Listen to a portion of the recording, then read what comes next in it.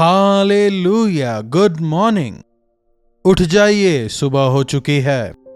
फिर से एक और पुनरुत्थान का दिन। प्रभु की महिमा के लिए आज हमें चर्च जाना है। साथ ही साथ हम हर रोज इन कार्यक्रमों को भी लाते हैं ताकि आप आत्मिक तौर पर दृढ़ होते चले जाएं। प्रतिदिन प्रभु के सानिध्य में समय बिताकर उनके संदेश को हम आप तक पहुंचाते हैं। और मैं जानता हूं आप समझते हैं यह कोई आसान काम नहीं। कई परेशानियों के बावजूद काफी समय देकर हम इन्हें तैयार करते हैं, लेकिन यह लाखों लोगों के लिए आशीष का कारण है। इसीलिए प्रभु के अनुग्रह से और आपकी मदद से हम इसे लगातार प्रसारित कर रहे हैं। आइए छोटी प्रार्थना। प्रभु, एक और रविवार आपने हमें दिया, इसके लिए हम आपके शुक्रगुजार हैं। चर्च जाकर आपके अन्य संतानों के साथ में मिलकर आपकी आराधना करने का अनुग्रह दें। वचन को सुनने के लिए हमें तैयार करें। प्रार्थना यीशु के नाम से मांगते हैं, आमीन। आज एक खास रविवार है, Father's Day. Happy Father's Day to all the fathers. इस दैनिक मनन कार्यक्रम को देखने वाले सभी पिताओं को जय मसीह की। एक अच्छे पिता बने रहें, प्रभु की महिमा के लिए जीवन बिताएं। राइट, तो आज फादर्स डे के उपलक्ष्य पर एक पिता की जिम्मेदारी क्या होती है। पिता की जिम्मेदारी एक तरफ, अब बच्चों की जिम्मेदारी पिता की तरफ क्या होती है। उनका सम्मान करना, प्रेम करना, कैसे उनकी आज्ञाओं को मानना चाहिए, किस प्रकार जीवन बिताना चाहिए। कितनी मेहनत से माँ बाप आपको बड़ा करते हैं, हमेशा उनका सम्मान किया करें। Call them and wish them if they are away। केवल हैप्पी फादर्स डे ही नहीं कहें, पिता आपके जैसा पिता प्रभु ने दिया, मुझे इस प्रकार बड़ा करने के लिए आपका धन्यवाद उनसे कहें। और यकीन जाने कि यह उन्हें काफी आनंदित करेगा। अगर गिफ्ट दे सकें तो और भी अच्छी बात। ओके, प्रभु का वचन भी पिता के विषय बहुत कुछ कहता है। The best father. बाइबल में यदि हम देखें तो कई सारे पिता के जिक्र को हम पाएंगे। सुबह सवेरे उठकर अपने बच्चों के लिए प्रार्थना करने वाला एक पिता था, अय्यूब। परमेश्वर के मांगते ही अपने पुत्र को देने के लिए तैयार हुआ एक पिता है, अब्राहम। फिर बाइबल में हम एक और पिता के जिक्र को पाते हैं जिन्होंने अपने खुद के पुत्र का बलिदान दे दिया ताकि वे पूरे संसार को बचा पाएं। और वे हैं हमारे स्वर्गीय पिता परमेश्वर। हर एक पिता घर का मुखिया है, वो घर का सर होता है। अनुशासित ढंग से बच्चों की परवरिश करना पिता की जिम्मेदारी होती है। जहां मां लाड़ प्यार देती है, वहीं पिता का अनुशासन और उनका एक मॉडल होकर जीना काफी आवश्यक है। अगर एक पिता नमूना नहीं बन पाते तो बच्चे सही तौर से नहीं बढ़ेंगे। तोहफे के तौर पर जिन बच्चों को परमेश्वर ने हमें दिया है, उनका सही से लालन पालन करना, वचन के अनुसार उन्हें बड़ा करना हमारी जिम्मेदारी है। कुछ माँ बाप ऐसे भी हैं जिनका लक्ष्य केवल यह कि बच्चे बड़े हो जाएं और उनका ध्यान रखें, उनकी जरूरतों को बच्चे पूरा करें, बच्चे नौकरी पे जाएं, पैसा लेके आएं और धन संपत्ति उन्हें कमा कर दें। आज कई उद्धार पाए हुए लोग भी यह नहीं देखते कि क्या उनके बच्चे प्रभु में बढ़ रहे हैं, पर वे चाहते हैं कि सांसारिक तौर पर वे बढ़ते जाएं। जब अब्राहम से परमेश्वर कहते हैं कि अपने इकलौते पुत्र का बलिदान तू मुझे चढ़ा, अब्राहम के दिमाग में कोई भी सेकंड थॉट नहीं था। मैं क्या करूं क्या ना करूं, अब्राहम ने बिल्कुल नहीं सोचा। 100 साल की उम्र में पैदा हुए बच्चे से अब्राहम कितना प्रेम करता होगा। इकलौता पुत्र है उसका, जरा सोच के देखिए। लेकिन परमेश्वर के लिए उसका प्रेम अधिक था। क्या आज आप अपने बच्चों को प्रभु को समर्पित करने के लिए तैयार हैं? सांसारिक पिताओं के बारे में अगर हम बात करें तो जरूर उनके अंदर कमी घटियां हैं। सांसारिक पिता बच्चों के साथ कुछ ही समय रह सकते हैं, लेकिन एक अवसर जो हमारे पास है, हमारे लिए एक स्वर्गीय पिता है। प्रभु यीशु मसीह ने हमें प्रार्थना करना सिखाया ना, हे हमारे स्वर्गीय पिता, अनंतता के लिए हमारे पास एक स्वर्गीय पिता हैं। वे अबलाओं के, अनाथों के, विधवाओं के अनंत काल के पिता हैं। यदि हमारे सांसारिक पिता से ज्यादा हमारे स्वर्गीय पिता पर हम आधारित हों, सांसारिक पिता के नमूने से ज्यादा यदि हम अपने स्वर्गीय पिता के वचन को सुने, हमारे जीवन आशीषमय होंगे। कितने बड़े आशीष की बात है कि जब हम पापी ही थे, परमेश्वर ने हमसे अनंतकाल के प्रेम से प्रेम किया।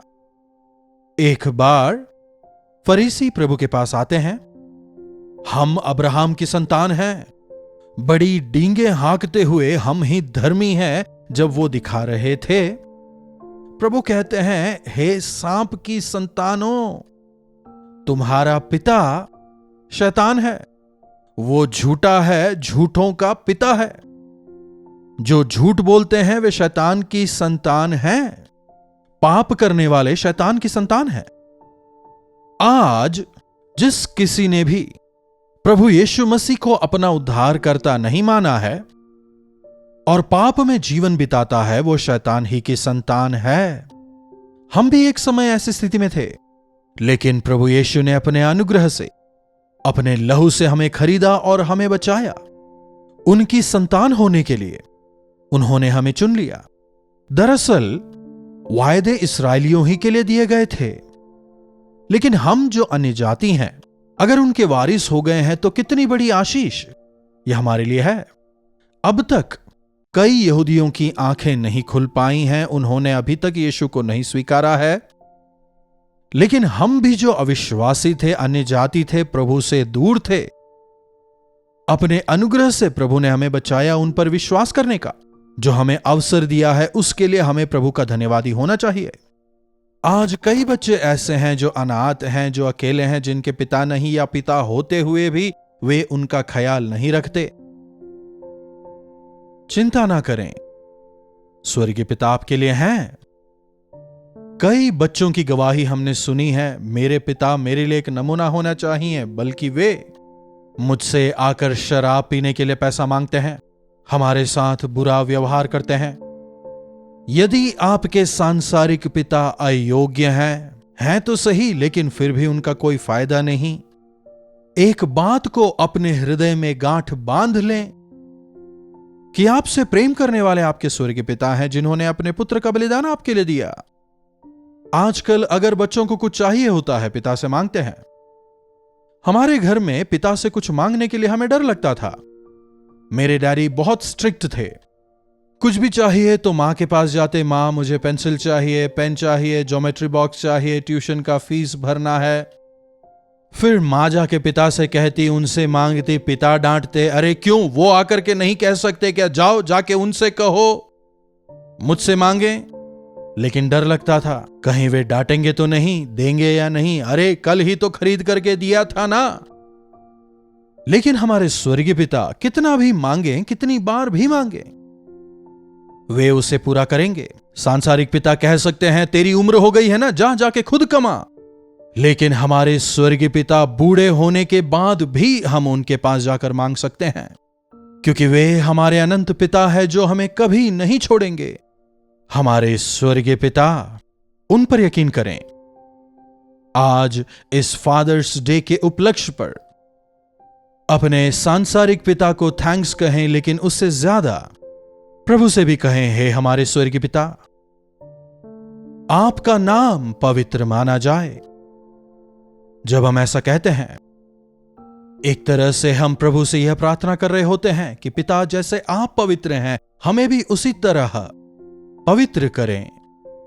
एक आदर्श जीवन जीने के लिए संसार में हम किसी भी इंसान को एक नमूने के तौर पर नहीं ले सकते, क्योंकि सब में कमियां हैं। लेकिन प्रभु यीशु मसीह वो आदर्श नमूना बनकर संसार में आए। आज्ञाकारिता का आदर्श सब कुछ हम उनमें देख सकते हैं। प्रभु यीशु जब इस संसार में थे, स्वर्ग से एक आवाज सुनाई देती है, यही मेरा प्रिय पुत्र है और मैं इससे प्रसन्न हूं। पिता स्वर्ग से गवाही देते हैं। क्यों ना हम भी जब इस संसार में जीवन बिताते हैं, प्रभु यीशु मसीह को अपना आदर्श बनाकर एक ऐसा जीवन जिएं जिससे वे हमारे जीवन से प्रसन्न हों। हां, तुम मेरी आज्ञा अनुसार जीवन बिता रहे हो। हां, तुम मेरे वचन के अनुसार जी रहे हो। क्यों ना प्रभु ऐसी गवाही हमारे विषय देने पाए। दरअसल आप किसकी संतान हैं? आप कौन हैं? आपके पिता कौन हैं? हमारा सरनेम जो होता है पिता का नाम होता है ना। हर जगह पर हमें पिता का नाम देना होता है। आजकल मां का नाम भी मांगते हैं क्योंकि किसी कारणवश अगर तलाक हो जाता है तो संतान का जन्म किस मां से हुआ है कम से कम वो पता चले, फर्क पता चले। लेकिन हमारे स्वर्गीय पिता निरंतर हमारे साथ रहेंगे। यह उनका वादा है, मैं तुम्हें नहीं छोड़ूंगा। हमें अपनी संतान बनाने के लिए, हमें गोद लेने के लिए, हम बाहरी थे, हम उनकी संतान नहीं थे, फिर भी अपना बनाने के लिए उन्होंने प्रभु यीशु मसीह को भेजा ताकि हमें वे अपना सकें। इसलिए यदि आज आप प्रभु यीशु के नाम से पिता से प्रार्थना करें, पिता मुझे क्षमा करें, मुझे ग्रहण करें, तो आज पिता आपको उनके संतान होने का अधिकार देंगे, आपकी हर जरूरत को पूरा करेंगे और आपकी अगुवाई करेंगे। उतना ही नहीं, उन्हें अब्बा पिता कहकर पुकारने का अधिकार जो उन्होंने हमें दिया है, कितनी बड़ी आशीष है। देखिए रोमियो की पत्री उसका 8वां अध्याय और उसकी 14वीं आयत से पढ़ना चाहूंगा। देखिए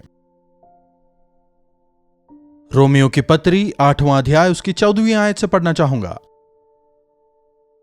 इसलिए कि जो कोई परमेश्वर की आत्मा के चलाए चलते हैं वे परमेश्वर की संतान कहलाते हैं।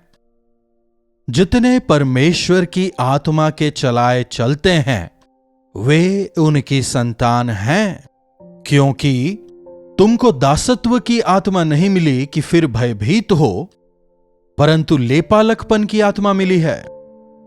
लेपालकपन मतलब गोद लिया जाना। जो निसंतान दंपति होते हैं ना, उनके पास एक ऑप्शन होता है कि वे अनाथालय जाकर वहां किसी भी बच्चे को वे अपना पुत्र या पुत्री होने के लिए गोद ले सकते हैं। सरकारी नियमों के अनुसार उस पुत्र या पुत्री को अपना संतान होकर स्वीकारने का, अपनी संपत्ति का अधिकारी बनाने का, अपना वारिस बनाने का अधिकार उनके पास होता है।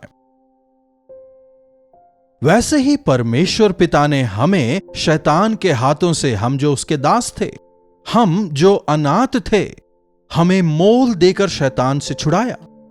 क्रूस पर यीशु मसीह ने अपने लहू को बहाने के द्वारा हमें शैतान के हाथों से मोल ले लिया। अब हम उनकी गोद ली हुई संतान हैं। भले ही गोद ली हुई संतान हो या फिर अपनी संतान हो, दोनों को ही कानून के अनुसार यदि देखा जाए तो दोनों संतानों को ही जो अधिकार है संपत्ति के बंटवारे के दौरान, दोनों को ही समान हिस्सा मिलता है।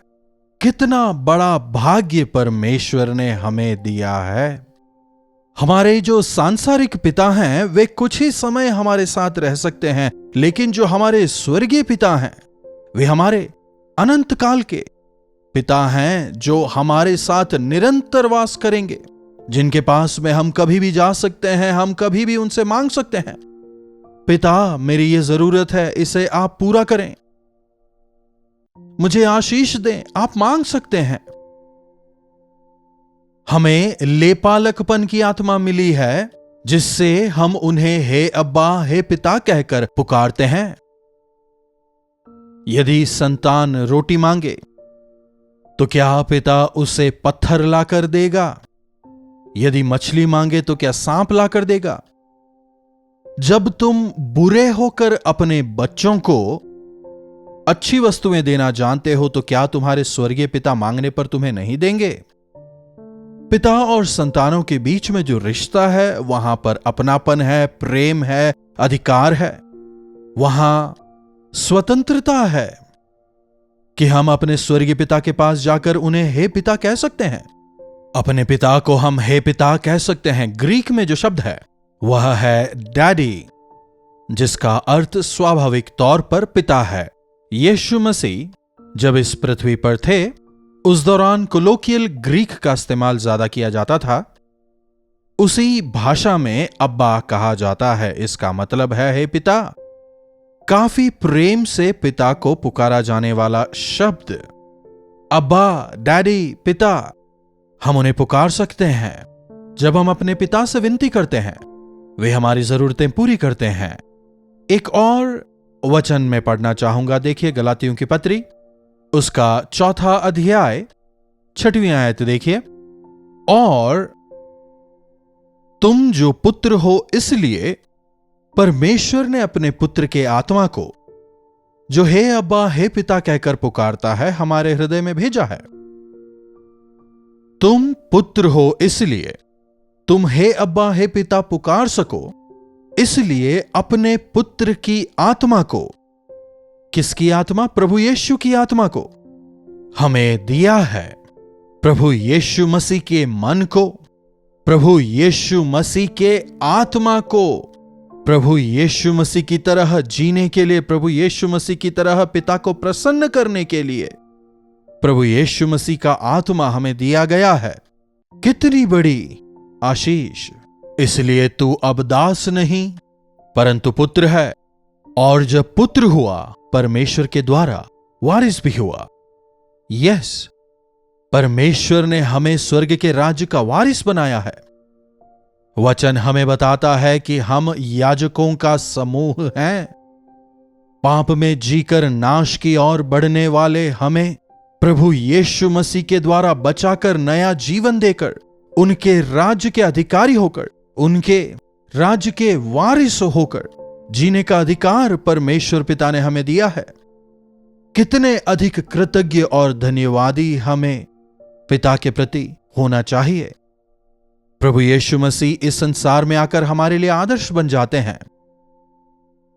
मैं अपने पिता के पास, जो कि तुम्हारे पिता भी हैं, उनके पास जब मैं जाता हूं, एक बड़े भाई के तौर पर प्रभु यीशु हमारी अगुवाई करते हैं।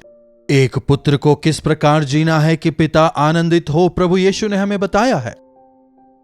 उनके आदर्श जीवन से हम जीना सीख सकते हैं कि कैसे हमें स्वर्गीय पिता के लिए, उन्हें प्रसन्न करने के लिए जिंदगी किस प्रकार बितानी है, प्रभु यीशु ने हमें बताया। क्यों ना हम प्रभु यीशु मसीह को अपना आदर्श बनाकर जीवन बिताएं और स्वर्ग के भागी हों। आप सबों को हैप्पी फादर्स डे। प्रार्थना। पवित्र पिता, आपका धन्यवाद। हां प्रभु, कई बार हम शैतान के अधीन होकर जीवन बिता लेते हैं। प्रभु, होने दें कि हम ना केवल मुंह से कहें कि हम आपकी संतान हैं, पर वैसा जीवन बिताने का अनुग्रह हमें दें। पिता, हम अयोग्यों को अपने पुत्र के लहू द्वारा योग्य बनाया, अपना संतान बनाया, हमें आपके राज्य का वारिस बनाया। पिता, होने दें जब हम इस संसार में रहते हैं, आपके राज्य के वारिस होकर, आपके प्रेम से भरकर, पवित्र होकर, आपके जीवित गवाह होकर जीने का अनुग्रह हमें से प्रत्येक को दें। पिता, प्रार्थना यीशु के नाम से मांगते हैं, आमीन। अब पिता परमेश्वर का प्रेम, प्रभु यीशु मसीह का अनुग्रह, पवित्र आत्मा की संगति और सहभागिता हम में से प्रत्येक के साथ आज, कल और सर्वदा बनी रहे। आमीन। प्रभु की महिमा हो। अपने प्रार्थना विषयों को आप 9884907779 पर हमें भेजें। हम आपसे सुनना चाहेंगे। आपके साथ मिलकर हम आपके छुटकारे के लिए प्रार्थना करना चाहेंगे। प्रभु आप सबों को आशीष दें। कल्वरी दर्शन, ये है प्रेम के दर्शन, यीशु प्रेम के दर्शन।